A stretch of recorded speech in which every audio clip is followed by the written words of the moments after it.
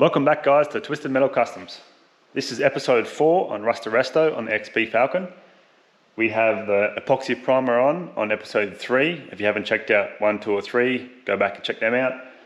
With this episode we are prepping the epoxy primer, doing dint removal, sanding and some bog work, and I'll go through a few tips and tricks and stuff that I've learnt to do that, and a few tools and stuff that you can use, so stick around.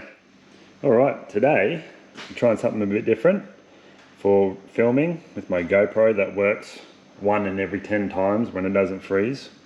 Yay GoPro. So I got a head mount and a chest mount, so I'm going to be using those throughout today's episode, and just let me know in the comments if that's good view or if it makes you feel sick or whatever. Anyway, let me know if it's good or not, or it's a good perspective, but thought I'd give it a go rather than the old tripod to help show you what I'm doing. Alrighty, let's get this show on the road.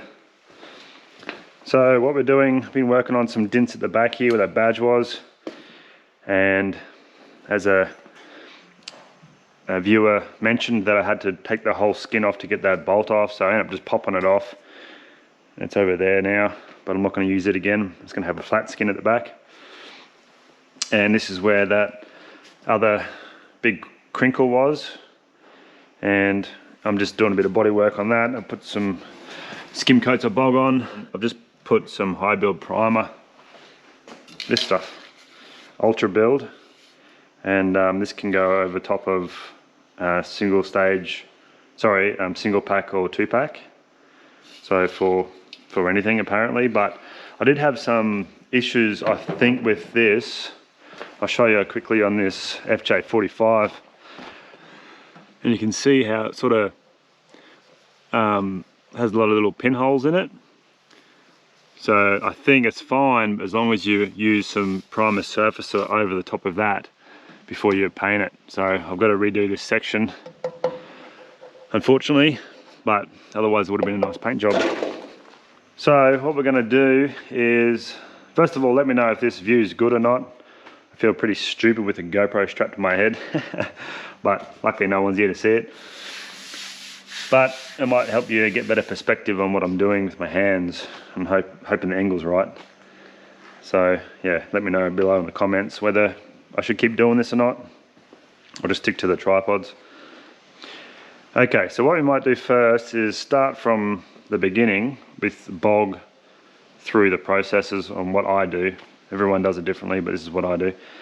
So as I said before on the last episode, epoxy primer is a primer that you can bog directly onto, and you know, some say it's better actually than doing direct to metal, because with bog, which is porous, you go directly against metal, which is the old school way, it can actually trap moisture in and you can get that flash rust between. Whereas epoxy primer, it's got rust preventative in it, and then we're bogging straight to the top of that, which is fine. TDS says it's fine. TDS stands for technical data sheet. You should always read that on the products you use. So what we're going to do is mix up some bog, and we're going to just skim coat this bit here where it's low. Oops, a bit too much. So I don't know, whatever your primer, whatever your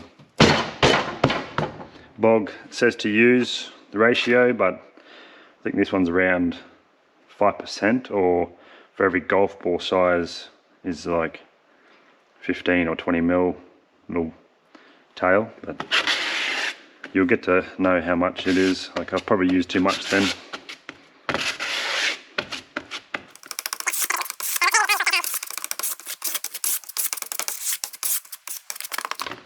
It's very green. So identify your low spots, push hard in so it gets, try to get any lumps out, otherwise you'll just have a bad time.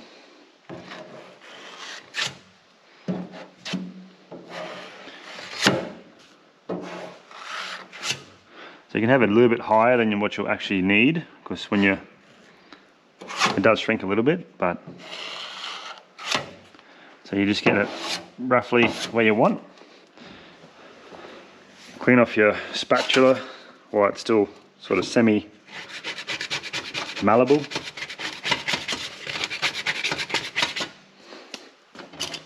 Razor blade.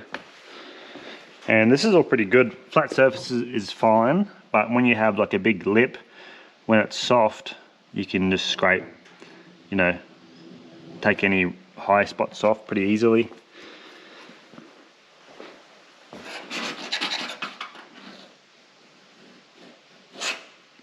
Just like that. Alrighty. So I've done those other two sections where I've done those rust repairs, skim coated those with bog. I'll let those dry off while we attack this one here. So there's a few different methods that you can do to approach this. You can use the old sanding block. That's always good because it has a flat edge, and that's where you find your highs and lows if you want a really, really straight panel, which we all do. So when you sand with a block, say if you just had a block to start off with instead of these other tools, you'll just start and do cross hatches. So if you just go backwards and forwards, you'll end up finding that you'll continue to have low spots. You're not actually getting rid of the highs or lows or identifying the lows. And everyone has different opinions and techniques. I'm just showing you guys what I do. So trying to avoid keyboard warriors here, but this is a general process you can do to do your own body work on your own budget resto. So for example,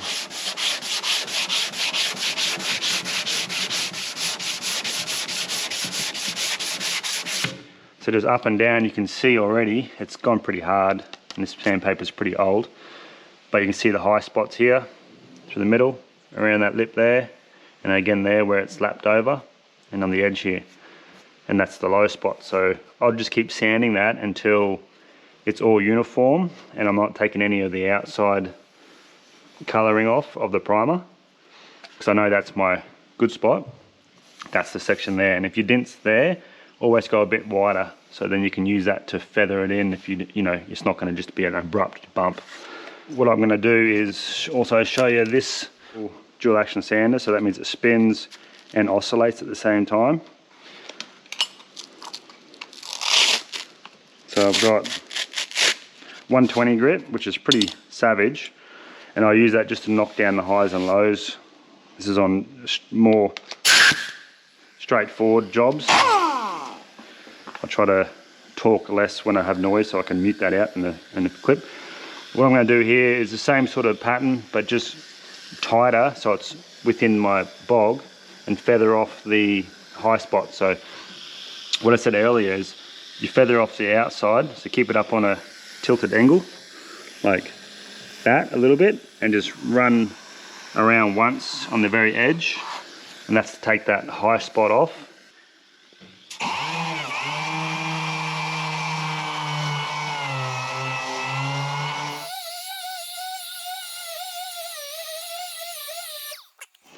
Alright, so that's what I do roughly, just to get the bulk of the material off.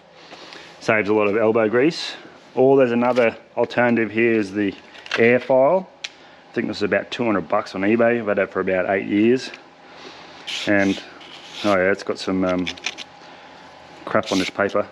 But it's just good because it has a long length of surface area.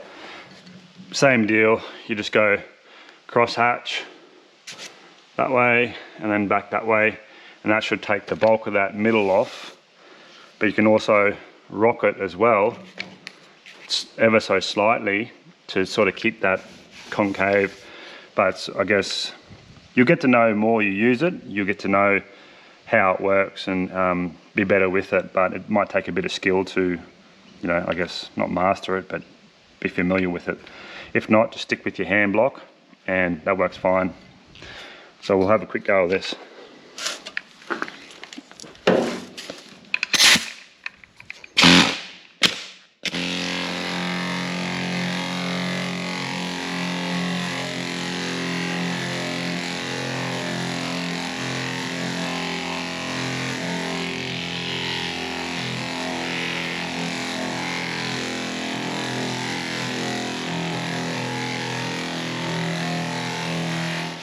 Okay, you can see that worked pretty well. It has got gunk build-up from previously, so you can clean that off.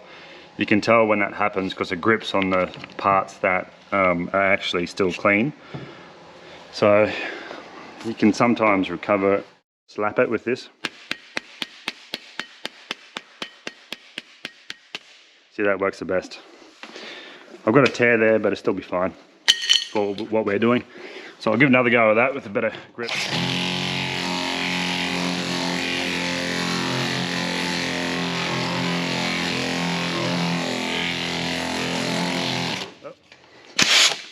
I must say this paper I've had for about 6 years, and I was sitting down the shed in weather, so it's very, like it normally wouldn't rip like that, so that's just the paper I'm using. It's just the old stuff.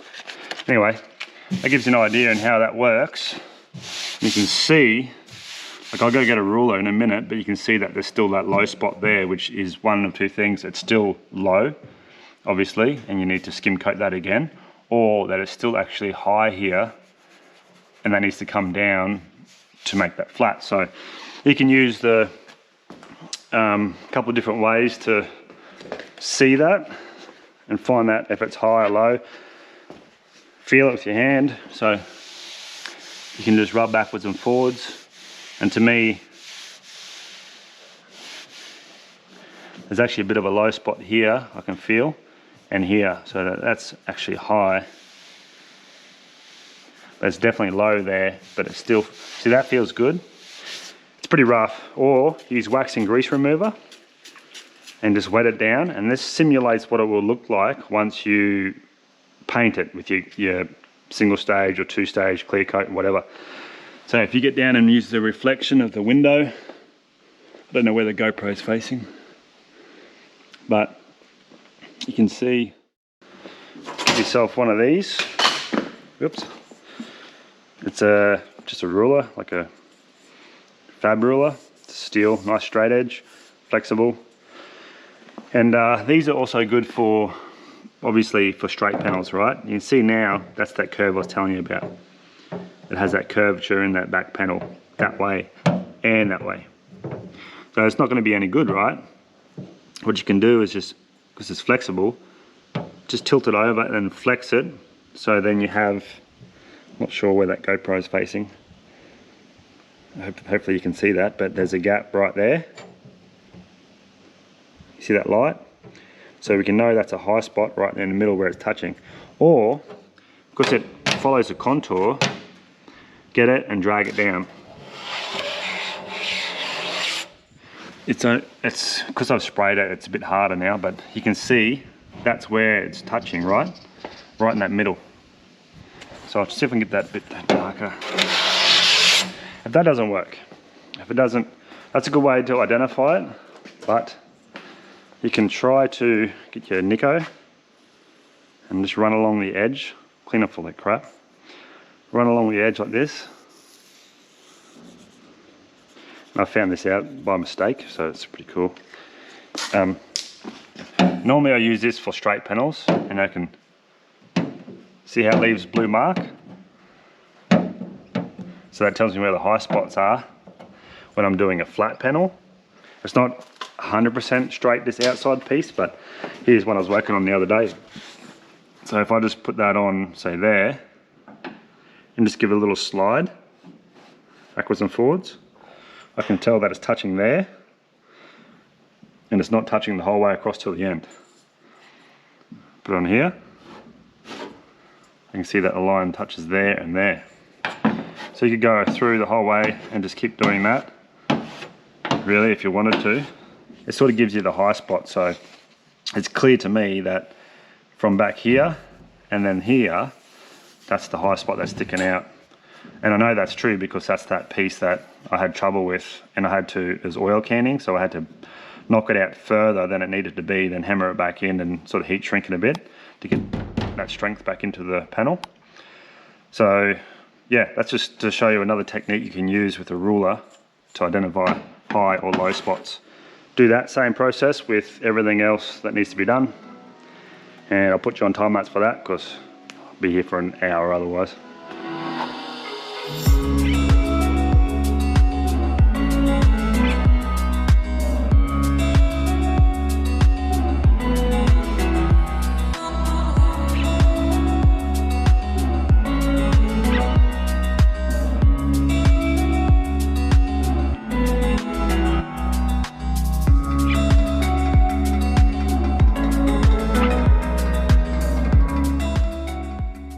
So as you can see there, we just had a time lapse of me using the random Orbi to knock it all back, and generally I use this the first time. So for first skim coat of everything, you're not going to get it 100%, or generally you won't.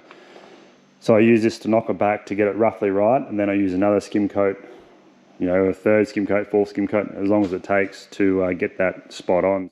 And I've also got to work on this high spot here to figure out how I can get that back in a bit.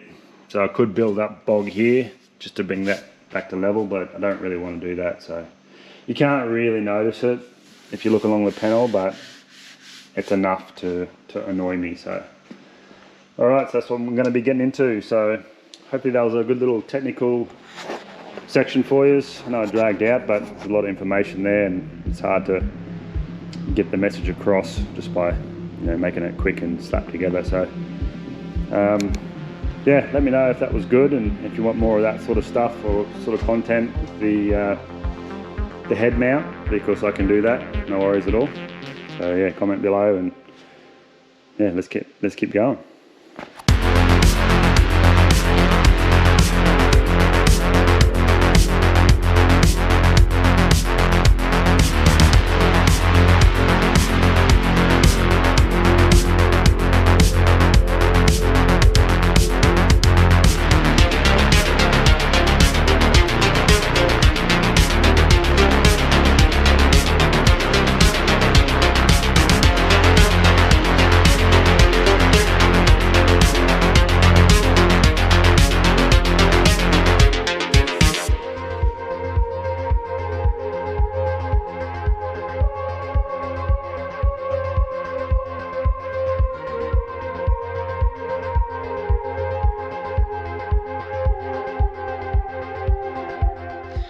Good morning. So day 2 or 3 or 4. Just want to give a word of warning. Don't buy a freaking GoPro. GoPro 11 Black, supposed to be the bee's knees. I did read some reviews about it freezing and stuff. Holy hell, I've had like 20 freezes on this thing, and you'd start recording and then look back at the thing 10 minutes later and it's just frozen. So try something different. Anyway, so been doing a fair bit of sanding and body work. You can see, yeah, the roof and sides are mostly there. The back tailgate's looking pretty schmick. It's bloody nice and flat. So yeah, so just more sanding. My arms are feeling like jelly already. Anyway, sort of give you a little update, and yeah, get back into sanding and getting closer.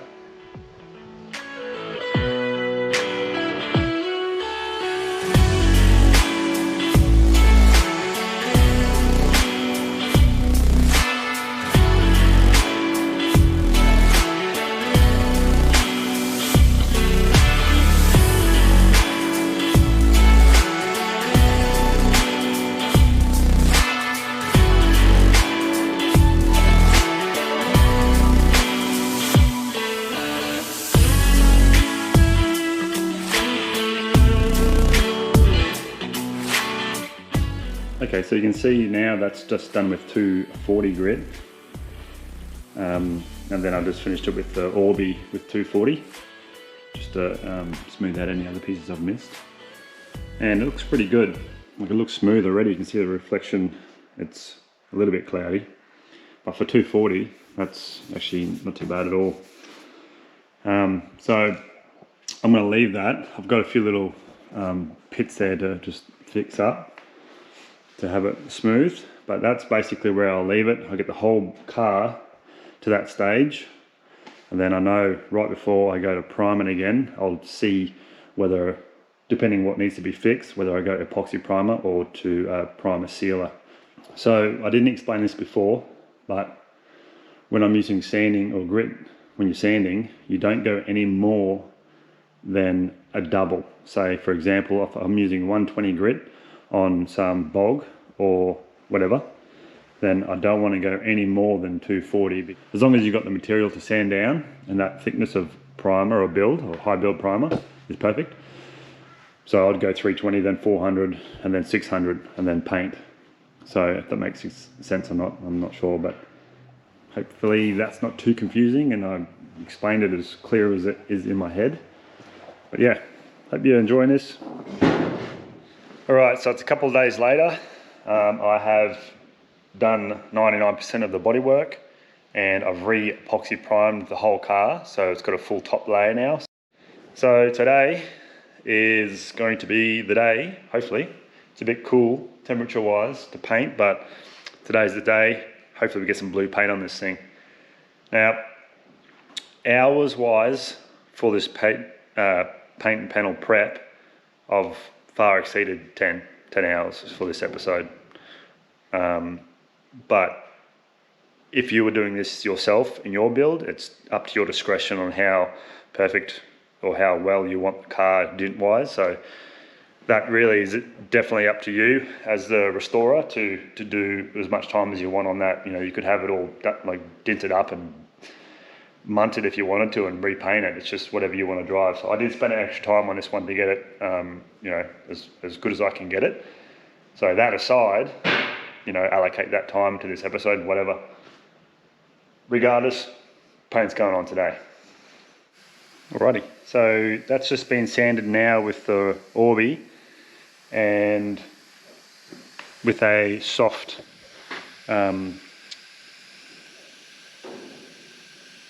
interface pad. And it just, because it's a very curvy car, it's easy, it goes with the contours and the curves a lot better rather than a flat surface. So what I do is just roughly knock that back with 400 grit, the epoxy, and now I'm going to go around with the block and hit it with 600 grit. But first I'll get the air blower and blow everything down, make sure there's no particles and stuff. And this is where it's pretty important for sand or dirt not to get on it, because it will make pigtails, or if you use a block it will make yeah, big zigzags everywhere. But when you are using the Orbi, stay away from the corners, because as you know, the corners are the thinnest part for the paint. I'll show you on this FJ45 panel here how quick it wears through the corners. So we've just got the pad here on the corner.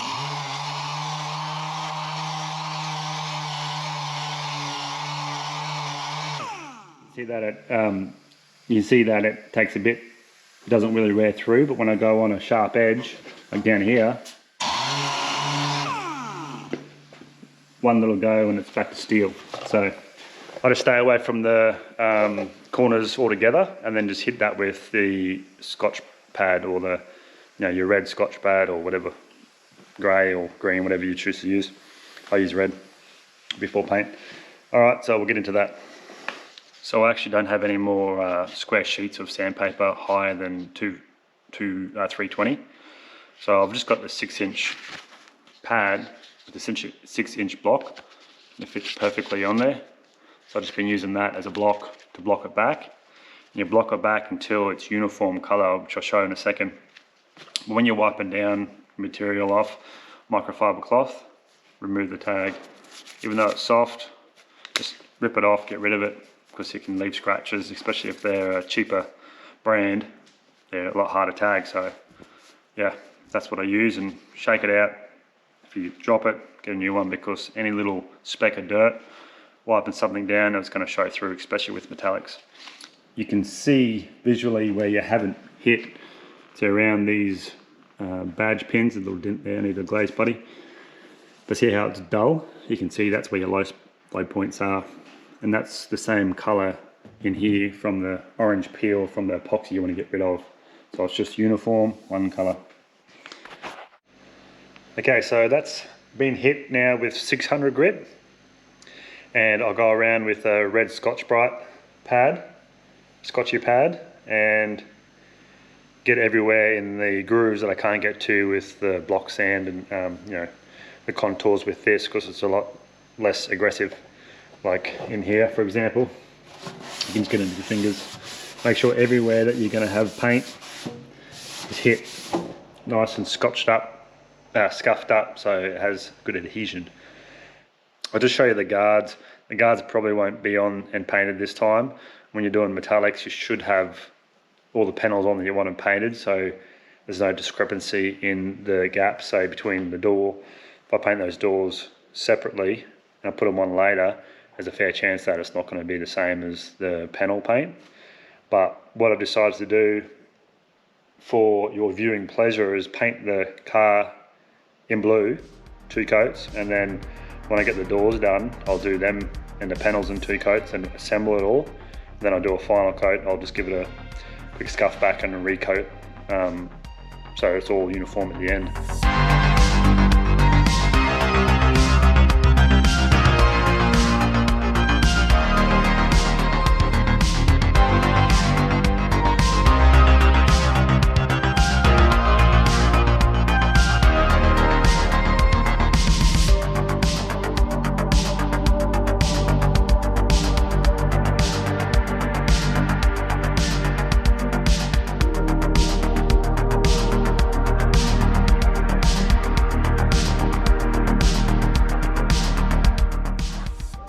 Alright, it's next morning.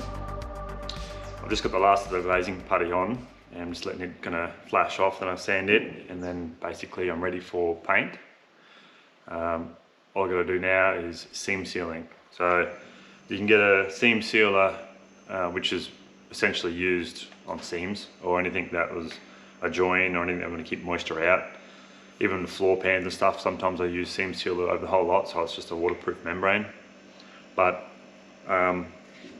when I do toolboxes or trays or anything like that, or cars, I use this stuff here from my paint shop. It's called, the brand's, I don't know if I'm saying this right, Sordel or Saudel.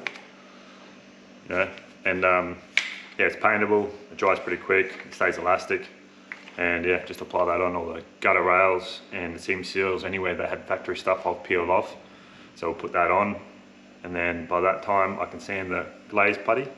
And then I can try to hopefully start this and bring it around into the spray booth, and then I'll tape it up and start wiping it down, ready for paint.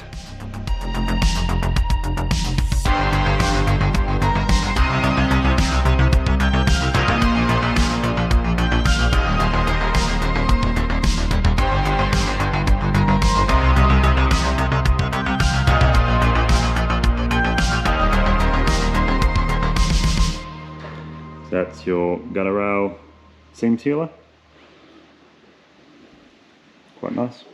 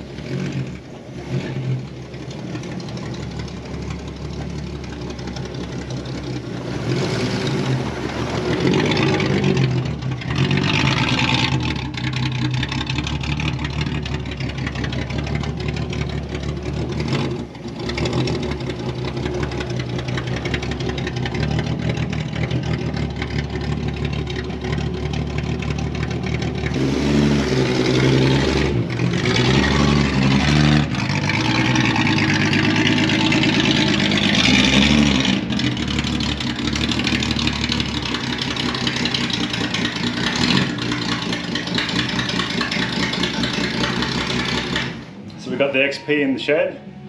I had some more carby problems, but sorted that out. Got it in here, and also you can hear the difference. It sounds way better in my opinion, but I chopped the end muffler off. It's still original Ford Motor Company muffler from when it was from factory, I'm assuming, so it felt like it was blocking up the exhaust passage, I guess. So chopped it off. It does run a lot better. I'm not going to leave it like that. So it's in the booth, just clean the booth out beforehand. Now you get yourself a good wax and grease remover. This is what I do. I'm not going to go into too much detail on painting. That can be a whole other video if you want. But basically you run around with wax and grease remover, get yourself a clean microfiber cloth. You can see I've been over it once and it is filthy. So I basically keep it wet, wipe it down, but don't let this wax and grease dry without wiping it off. Essentially you should have one clean rag and a wet rag, wipe it down, you go over with the dry rag.